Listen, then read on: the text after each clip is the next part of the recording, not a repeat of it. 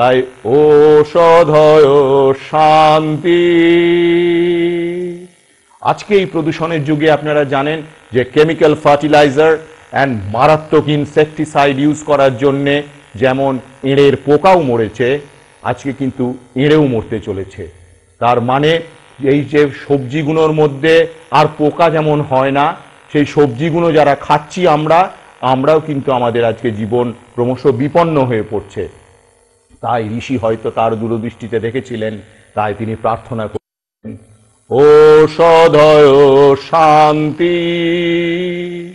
শুধু তাই নয়, এই ঔষধিগুলো জন্মায়, ছোট ছোট গাছ হয়, মরে যায়, কিন্তু পৃথিবীতে যেটা অক্সিজেনকে, কার্বন ডাইঅক্সাইডকে অক্সিজেনে কনভার্ট করে, পৃথিবীর শ্যামলিমাকে যে মেনটেন করে বা যেটা ইকোলজিক্যাল ব্যালেন্স মেনটেন করে, তাদেরকে বলা হয়, সেই গাছপালাগুলোকে বলা হয় বনস্পতি। তারা দীর্ঘদিন বেঁচে থাকেন।